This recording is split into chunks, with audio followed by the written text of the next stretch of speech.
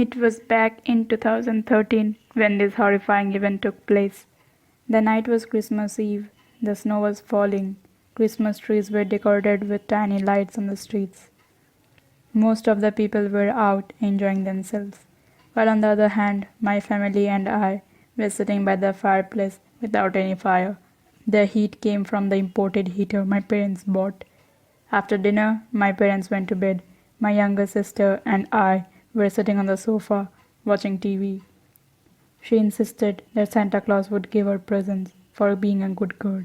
I cackled at her innocence. An hour or two later, there was a major power cut. I lit a candle. It was pitch dark and awfully quiet. We were thinking of returning to bed when a slight rustling sound came from the rooftop. I brushed it off, thinking it to be an animal, but the rustling was heard again, and a loud thud was heard from the fireplace. I quickly blew up the candle. "Someone is here," I whispered to my sister.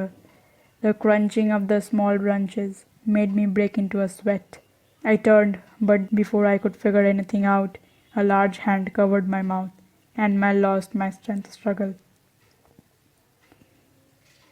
I woke up in a moving vehicle. There were a few other girls of my age with me, tied in the same manner I was, gag in mouth. Not finding my sister there, I went insane. I banged with my body on the partition that was separating us from the driver. A small window opened and a black hooded figure hissed at me, telling me to keep quiet or else my sister would be in danger. After a minute or two, the vehicle came to a halt. The men were talking to someone. I pressed my ear to listen to something. Some words like smuggling and criminal were heard. A siren was heard at a distance. I thought it was the police.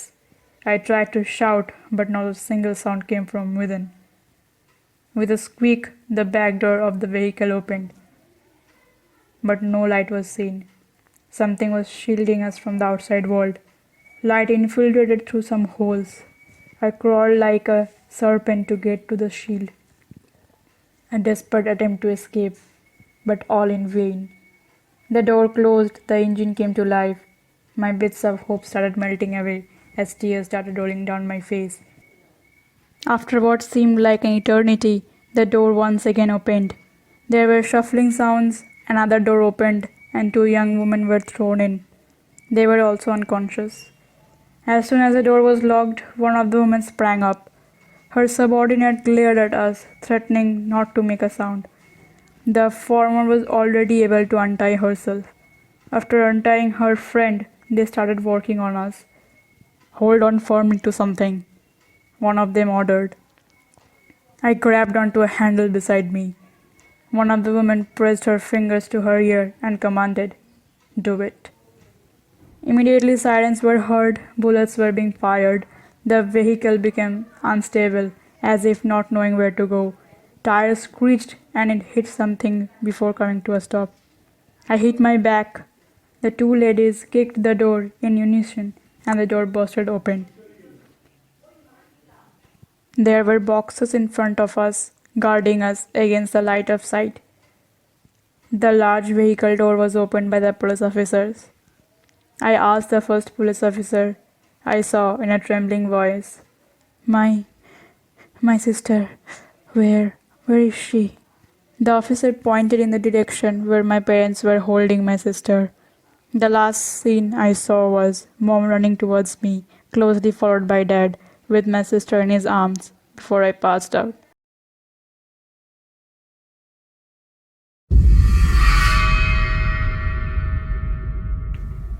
My parents and I lived in a small home that was around 90 years old.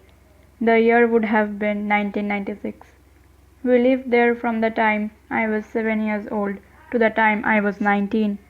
From the very day that we moved in, I felt that I was not alone. One year around Christmas time, I was having a friend spend the night. The heat had just shut off briefly, and she and I were sitting in the living room watching television when the temperature dropped substantially. As I rose to turn off the heat, the Christmas tree began to shake violently. Ornaments were falling off right and left, and she and I were terrified. We ran upstairs and laid down on my bed. My white cat curled up with us, and my door was slightly open.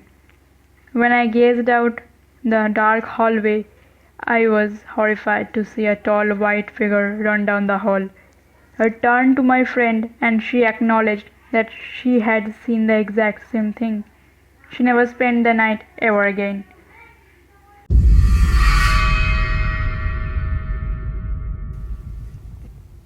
My mother, to whom I was very close, passed away in 1964 when I was 17 years old.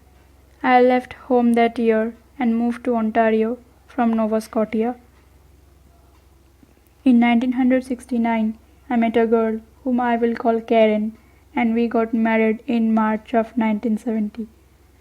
In December of 1971, we were expecting our first child. We were living in a small 1.5 bedroom bungalow. There was a fireplace in the living room. My wife and I loved the fireplace, and we had it lit every night. It was Christmas Eve of 1971, and we had just finished putting the gifts under the tree, and a nice fire gave off a beautiful glow. On the tree, one string of lights, which was supposed to flash, had stopped several days before. It was 5 minutes to midnight when the fireplace suddenly just about went out, and the strings of light started to flash, and the other lights stopped flashing. My wife and I were sitting on the floor, and it had become very chilly in the room. I looked over to my lazy boy chair, and a figure was sitting there. My mother, with a big beautiful smile on her face. My wife, who had never met my mother, said she could see the same thing. This ghost who never spoke but just kept looking at me and my wife and smiling. At 12 midnight, the fire in the fireplace started up again, and the lights on the tree stopped flashing, and the others started flashing again. I looked over in the chair, and the ghost was gone. No matter what I did to those Christmas lights, they never flashed again.